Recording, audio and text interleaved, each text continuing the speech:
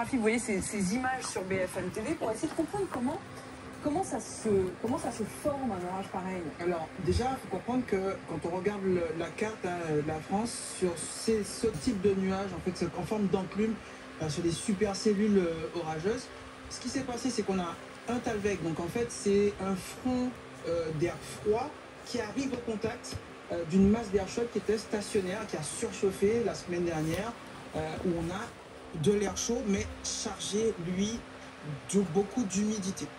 En fait, ces orages et ces nuages que vous voyez là, ils se forment et ils se maintiennent en équilibre et ils s'intensifient en termes de phénomène. Donc on a à la fois l'air chaud qui lui va remonter, l'air froid qui est amené par le Talweg, qui a une dépression, lui va essayer de descendre, cet air va essayer de se mélanger. Sauf que ça ne se fait pas tranquillement, ça génère énormément de vent, ça génère énormément aussi de grêle sur le front. Et ce front-là, il s'est déplacé d'ouest en est, du nord au sud, et ça faisait vraiment une virgule. On avait vraiment l'activité orageuse qui faisait vraiment l'effet d'une virgule en fait sur l'ensemble du territoire. Et en fait, ce front froid, au fur et à mesure qu'il progressait sur le territoire, eh ben, il balayait les territoires de vent, de grêle et de pluie. Alexandre Joissard, le phénomène en lui-même, l'épisode orageux est derrière nous pour l'instant. Est-ce qu'aujourd'hui ça veut dire qu'on peut complètement reprendre la vie à la normale ou est-ce qu'il faut malgré tout être attentif à des risques qui demeurent? Absolument pas, il faut avoir une très grande vigilance dans les prochaines heures, les 24-48 prochaines heures. On l'a vu avec ce travail-là de tronçonnage. Ce travail-là est minutieux, il va prendre du temps et lorsqu'on tronçonne, il y a toujours un risque de chute de branches. Donc le travail qui est réalisé là pour réouvrir les axes est un travail qui est dangereux. Au-delà de ce travail-là, aller se promener en forêt ou aller dans des zones sur lesquelles on pourrait avoir des ravinements, donc des éboulements ou d'autres chutes d'arbres, puisque vous avez des arbres qui sont complètement déracinés, c'est dangereux. Donc le message que je peux adresser aujourd'hui aux habitants des 57 départements qui ont été touchés par les deux phénomènes d'hier soir, c'est prudence. Ne vous déplacez pas sans précaution, regardez ce qui se passe autour de vous. Notamment regarder au-dessus de nous, les branches d'arbres évidemment qui auraient pu être fragilisées, les toitures. Particulièrement oui sur le risque qui vient d'en haut parce qu'on n'a pas cette habitude-là, hein. On marche et on regarde devant nous et on ne s'occupe pas de ce qui arrive par le dessus. Les toitures, on l'a vu, hein, on a vu des images avec des toitures partiellement arrachées, donc vous pouvez avoir des tuiles, vous pouvez avoir de nouveau des phénomènes un petit peu venteux qui risquent de vous amener ce qu'on appelle des effets missiles, c'est-à-dire des bois, des tuiles et autres qui pourraient venir vous percuter. Et pour le reste, je l'ai dit, les branches, les arbres, mais aussi vers les ruisseaux où on peut encore avoir des petites réactions partielles. Ça veut dire des petites réactions, ça veut dire des ruisseaux qui peuvent éventuellement remonter? Oui, vous pouvez avoir des embâcles. Les embâcles, c'est quoi? Ce sont des branches qui se sont tombées et qui ont obstrué des ruisseaux ou des rues. Et donc, ils vont créer des sortes de barrages. Et au moment où ça se libère, vous pouvez avoir une montée des eaux assez rapide. Donc, précaution vraiment sur les 24-48 heures sur ces zones-là. En rue ou sur les routes, la question aussi éventuellement des affaissements de chaussées? Tout à fait. Pourquoi? Parce que vous avez une action de ravinement. Potentiellement, vous allez voir la route qui est impeccable, vous allez pouvoir conduire. Et ensuite, sur certaines zones, sur le bord de route, vous pouvez avoir un ravinement qui va amener à ce que la chaussée se dérobe au moment des passages. Donc la même chose, lorsque vous voyez de la boue, lorsque vous voyez des pré-trous qui sont formés, des vraies formations de pré-trous, c'est-à-dire on voit un léger affaissement de la chaussée, il faut faire particulièrement attention. Et les images que vous voyez, elles sont en direct, hein, donc des rues de Paris, de l'ouest de Paris, où vous voyez les équipes sont à pied d'œuvre pour tenter de libérer la chaussée. Il y a une chose qui m'a marqué hier, c'est que malgré l'orage, on a peut-être perdu quelques degrés, mais il y avait quand même un sentiment de chaleur quasiment tropicale. C'est-à-dire qu'à la fois il pleuvait très fort, mais il y avait... Est-ce qu'on peut dire, ou est-ce que c'est une fausse idée de dire qu'on est en train de devenir un pays quasiment tropical quand on voit ça? Alors deux réponses. La première, sur l'urbain, c'est normal parce qu'on a une inertie thermique des bâtiments, de la chaussée, du bitume qui a chauffé. On a presque atteint les 40 degrés en ville. Vichy, je crois que c'est le record, on a perdu 20 degrés pendant cet épisode. C'est pratiquement de 40 degrés à 20 degrés, des bourrasques à 86 km/h. On ne ressentait pas. Et quand la pluie est tombée et que l'épisode est passé, il faut imaginer que toute cette vapeur d'eau, toute cette eau qui, au contact des surfaces chaudes, remonte, plus de vent, et bien on a cet effet un peu étouffant que vous avez pu ressentir. La deuxième réponse, c'est qu'effectivement, on est, nous, zone tempérée, en train de vivre une tropicalisation de notre climat. Et c'est pas d'ailleurs la raison pour laquelle la sécurité civile installe des pélicandromes, donc mettre de recevoir des avions écopeurs qui écopent l'eau. De plus en plus au nord, parce qu'on l'a vu en 2022, des feux en Normandie et en Bretagne, c'est possible. On a aussi une tropicalisation avec les moustiques. On a du chikungunya, de la dengue, du Zika, qui se propagent aussi ici dans l'Hexagone, comme dans les zones tropicales, parce que les vecteurs, le moustique, a des températures et une humidité et de l'eau qui lui permettent de se développer. Je voudrais que vous écoutiez les propos de la ministre de l'Éducation, Elisabeth Borne, qui parlait de la question du brevet des collèges. Ça commence aujourd'hui, les épreuves sont aujourd'hui et demain, et certains élèves n'ont pas forcément pu se rendre précisément aux épreuves. Voilà ce qu'elle a dit. Aucun élève ne sera pénalisé s'il est empêché de passer l'examen aujourd'hui. Dans la journée, on annoncera les mesures qui sont mises en œuvre pour les candidats qui pourraient avoir été empêchés de passer l'examen aujourd'hui. Donc on vous retrouvera une date pour qu'ils puissent composer. En tout cas, personne ne sera pénalisé par ces intempéries. Personne ne soit pénalisé, évidemment.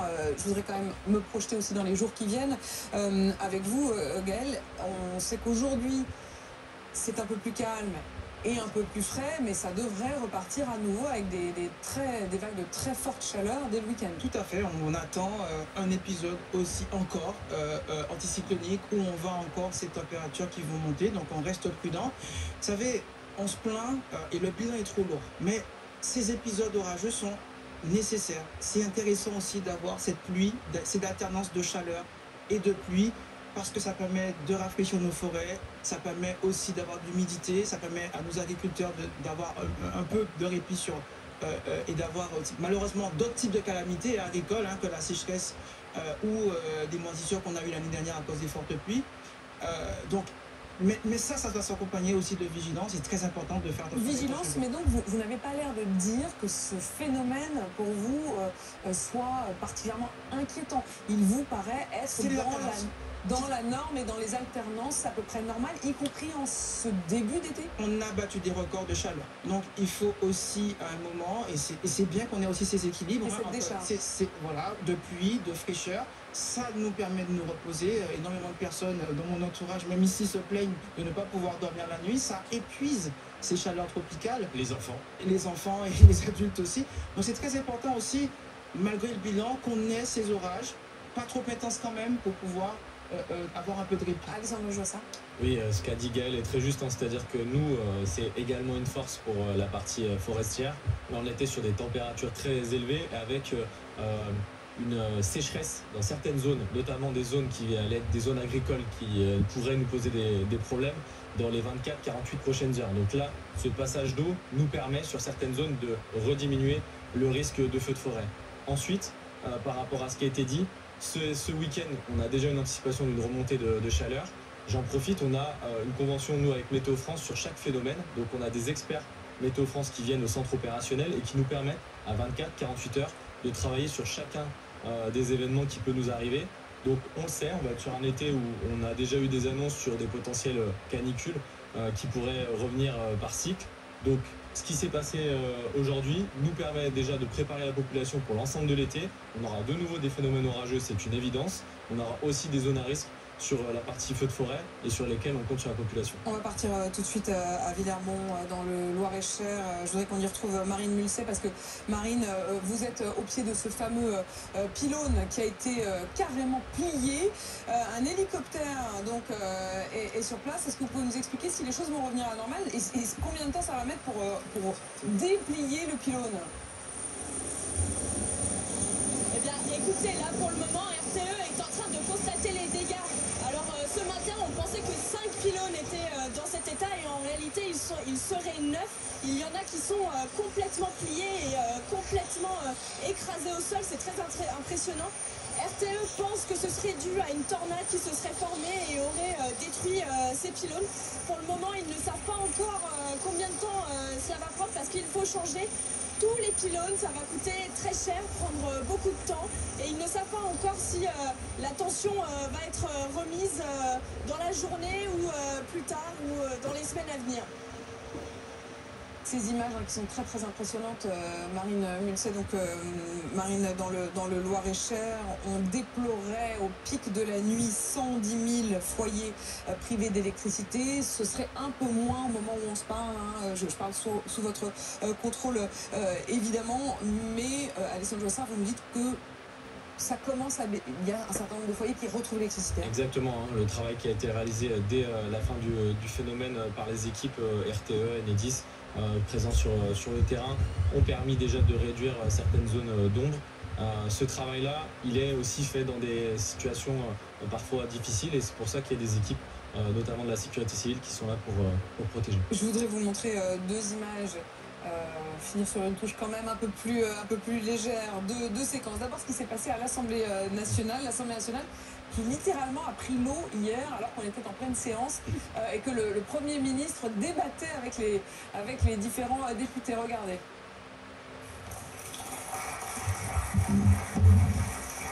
Merci, Monsieur le Premier ministre. Ça fuit. Est-ce que vous vous êtes aperçu qu'il pleuvait? Mais je viens de le voir, Monsieur le Premier ministre. On m'avait dit que l'hémicycle était étanche, mais visiblement. Vous ferez attention avant de monter. Plus dans l'hémicycle. Symboliquement, l'État qui prend l'eau, c'est pas Oui, terrible. il est vrai au point même que c'était glissant. Ce débat était Ce un peu... conclave était déjà un naufrage. Mais là, c'était pas sur le conclave. Là, c'était pas sur le conclave. Mais le conclave des retraites prend l'eau, en effet, très largement. Mais on peut dire aussi que François Bayrou passe entre les gouttes pour l'instant. Ils ont Bien sûr. Non, on va continuer à c'était suspendu dans un premier temps pour faire intervenir les pompiers. Ils ont quand même été obligés de faire effectivement très attention. Il y a un autre petit moment que je voudrais quand même vous faire découvrir. Ce sont les policiers parisiens qui avaient de l'humour hier. Regardez cette voiture de police et écoutez surtout.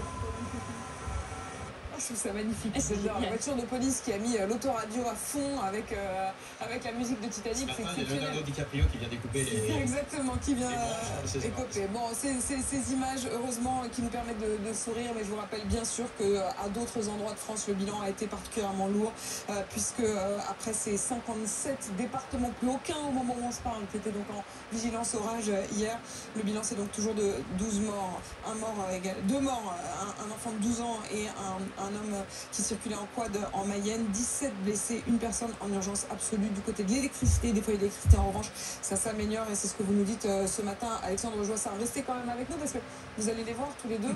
Je voudrais qu'on écoute Emmanuel et Laurent notamment sur toute autre chose à présent, mais qui a été décidée hier soir. La ministre du Commerce qui l'a annoncé chez moi ce matin au micro d'Apolline Matin à 7h40. Les tickets restaurants, j'ai l'impression que c'est vraiment un serpent de mer. Je reste dans le domaine aquatique. Ça fait des années qu'on en parle. Est-ce qu'on doit garder le plafond de 25 € ou pas? Est-ce qu'on doit pouvoir les utiliser dans les supermarchés ou uniquement dans les restaurants? Est-ce qu'on doit pouvoir les utiliser les jours fériés et les dimanches? C'est tranché. Ce sera donc 25 € partout, c'est-à-dire supermarché et restaurant, et y compris le dimanche. Les consommateurs sont ravis, les restaurateurs sont mécontents. Pour une fois, le gouvernement a résisté au lobby des restaurateurs. Je rappelle quand même que les tickets restaurants, ça n'a pas été fait pour les restaurants, ça a été fait pour les salariés. Je rappelle par ailleurs, notamment à mon ami de droite Emmanuel Le Chip, que 6 salariés sur 10 préparent leur repas la veille pour aller sur leur lieu de travail. Ceux qui vont au restaurant sont minoritaires. La plupart achètent leurs courses, font leur déjeuner, le préparent, l'emmènent sur leur lieu de travail. C'est un gain de pouvoir d'achat en fait, c'est ça qui Non, va évidemment. Non, mais d'abord, les Français te donnent raison, puisque 90% d'entre eux sont pour Souvent, cette mesure.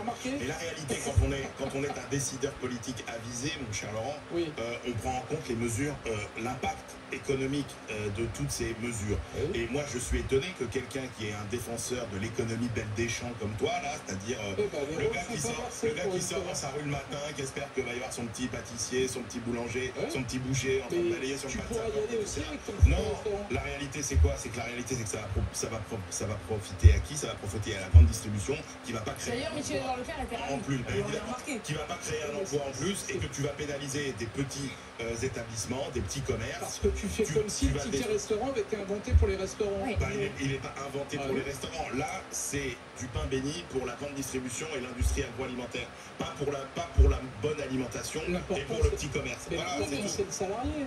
Mais l'important, c'est le salarié. 5,5 millions de Français qui utilisent effectivement chaque jour ces fameux tickets restaurants. Merci à tous d'avoir été avec nous jusqu'à 10h sur BFM TV. L'actualité qui continue dans un instant, bien sûr. Je voudrais aussi vous recommander la lecture de Marianne, puisque F-Chef, tel vous en êtes la directrice de la rédaction. La lecture de Marianne qui est consacrée cette semaine à comment ils ont flingué l'écologie. On peut dire que tout le monde, orages. Exactement, tout le monde y prend les bobos, les technos, les lobbies. Voilà, lisez Marianne. Bon, vous n'êtes pas obligé de ce qu'ils viennent de dire les salariés là, c'est faire un truc et du coup. Prendre le bon chemin. Voilà, donc vous pouvez écouter Joue de l'orage, mais vous n'êtes pas obligé d'écouter ça.